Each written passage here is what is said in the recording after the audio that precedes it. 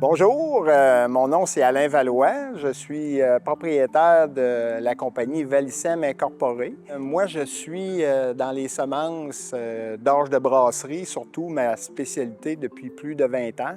Le rôle du semencier, c'est d'accompagner le producteur pour l'aider le plus possible à sa réussite, lui livrer une bonne qualité de semence qui va faire qu'elle va bien germer au champ, l'aider des fois à calibrer son semoir pour avoir un beau semis au champ.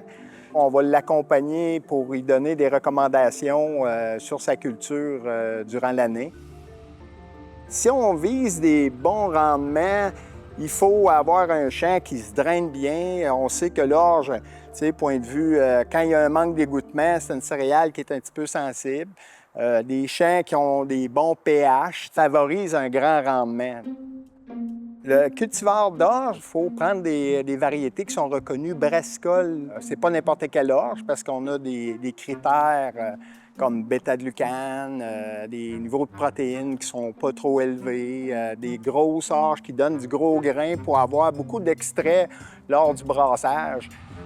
Les dates de semis vont varier un peu partout dans la province. Si on va au Lac-Saint-Jean, on sème en général à peu près 2 semaines plus tardivement que par ici en Mauricie. Mais le semis, on peut parler d'un semis d'orge qui peut se faire à fin avril, aller jusqu'au 15 mai. C'est des bonnes dates de semis au Québec, là, hein.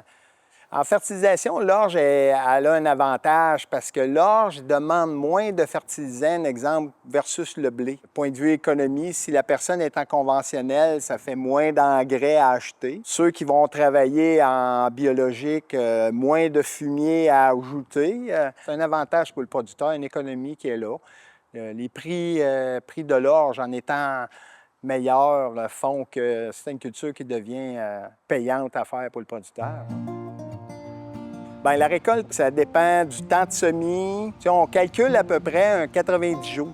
Donc ici, on a un échantillon d'orge que je viens d'aller chercher au champ aujourd'hui.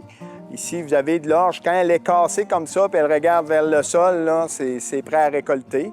Donc, quand on a le 2/3 du champ qui est comme ça, il faut que la batteuse soit prête. Puis ici, on a de l'orge qui est encore verte, qui est encore en bonne santé, là, qui demande à mûrir davantage.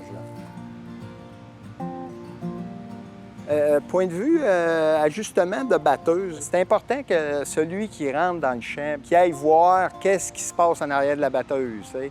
Autant qu'on peut laisser beaucoup de grains par terre ou on nettoie pas le grain. Une batteuse, c'est un crible. OK? Donc, il faut l'ajuster comme il faut notre crible. Il y a du développement. Moi, j'ai connu les années qu'on était à peu près 20-25 microbrasseries au Québec. Maintenant, on est rendu au-dessus de 330 micros. J'ai déjà offert du malt dans le passé à des brasseries, puis on n'avait pas la capacité de production. Puis là, chapeau, les malteries sont là, ils sont plus vivantes que jamais.